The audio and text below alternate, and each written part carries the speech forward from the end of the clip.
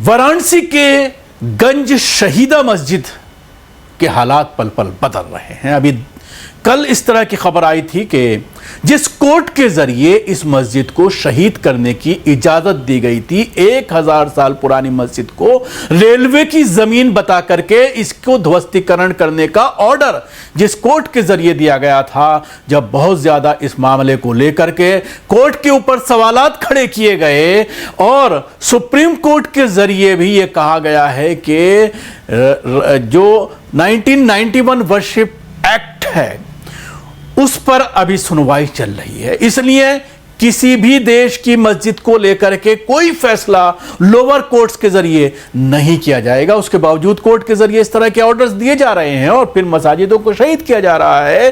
DM के जरिए order दिए जा रहे हैं। डीएम के पास भी जुडिशरी पावर होती है। डीएम कोर्ट में जिस तरह से संबल का मामला चला और डीएम कोर्ट ने बिना कुछ सुने हुए, बिना कुछ पेपर को देखे हुए उसको गैर कानूनी घोषित कर दिया जो वक्फ जमीन पर बनी हुई थी। इसी तरह से गंज शहीदा मस्जिद जो 1000 साल पुरानी है उसको यह बताया जा रहा है कि ये रेलवे की जमीन में बनी हुई है। अभी आपने देखा था कि ऐसे ही मामला एक और सामने आया था, तकरीबन 150 साल पुरानी एक मस्जिद को रेलवे की जमीन पर बता करके प्रयागराज में शहीद कर दिया गया और रेलवे का जो है उस वक्त तक प्रयागराज के इलाके में रेलवे की लाइन बिछी भी नहीं थी।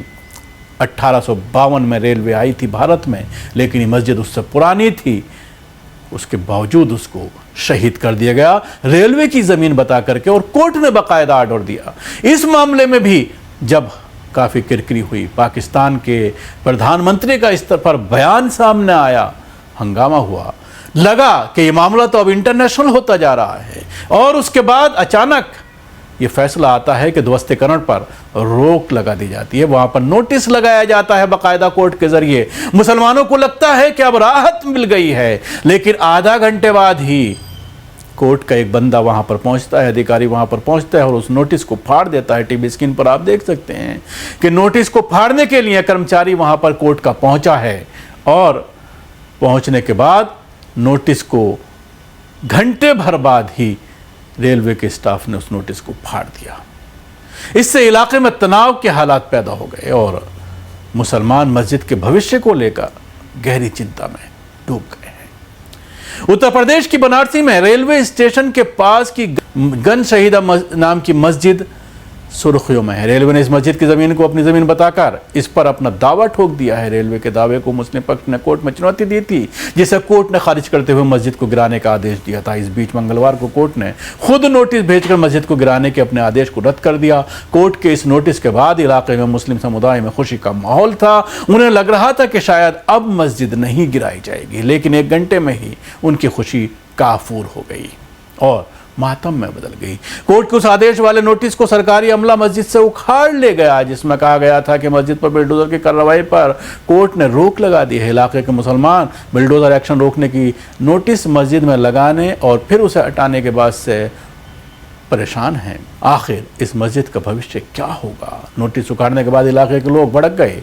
बताया जा रहा है कि नोटिस कोई पुलिस या कोर्ट के स्टाफ ने नहीं बल्कि रेलवे के स्टाफ ने हटाया। वहां विरोध कर रहे सलीम अहमद नाम के एक शख्स ने कहा है कि रेलवे ने पहले ध्वस्तीकरण के नोटिस चिपकाए और फिर आदेश रद्द करने के नोटिस चिपकाए गए और अब महज 1 ही घंटे में रद्द वाले नोटिस उखाड़ कर ले गया है।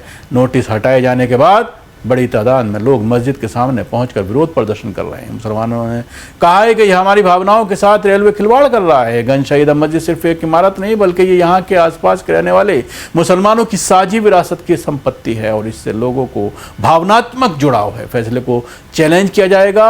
इस मस्जिद समिति का दावा है कि गंज शहीदा मस्जिद कोई नई संरचना नहीं बल्कि सैकड़ों वर्षों से इसका वजूद है। समिति का दावा है कि ये मस्जिद लगभग 1000 साल पुरानी है। देश में रेलवे आने और यहाँ स्टेशन बनने से पहले यहां मस्जिद मौजूद है। शहर मुफ्ती अब्दुल बातिन नोमानी ने कहा है कि कोर्ट में सरकार के इस फैसले को चैलेंज किया जाएगा। वहीं उन्होंने भारत में मस्जिद के खिलाफ की जा रही कार्रवाई पर पाकिस्तानी राष्ट्रपति के बयान पर आपत्ति जाहिर करते हुए कहा कि पाकिस्तान के बेहतर यहाँ के मुसलमानों के हालात हैं, उन्हें इससे चिंता करने की कोई ज़रूरत नहीं है। भारत के मुसलमान अपना मामला खुद हल करना जानते हैं। उधर मंगलवार को दिल्ली में APCR की एक प्रेस कॉन्फ्रेंस में देश के मस्जिद, मज़ारों, दरगाहों, मदरसों के साथ ही वाराणसी की दाल मंडी और गंज शहीदा मस्जिद का भी मुद्दा उठाया गया। इल्ज़ाम लगाया गया भाजपा शासित राज्यों में सरकारें मुस्लिम धार्मिक स्थलों को निशाना बनाकर एक तरफा कार्रवाई कर रही हैं। वाराणसी के दाल मंडी में सड़क चौड़ीकरण के नाम पर कई घर, दुकानें और मंदिर मस्जिदों को ढा दिया गया है, लेकिन मुस्लिम पक्ष का आरोप है कि उसकी आड़ में मस्जिदों को ज़्यादा टारगेट किया गया है। वाराणसी के दाल मंडी इलाके में 6 और मस्जिदें निशाने पर हैं।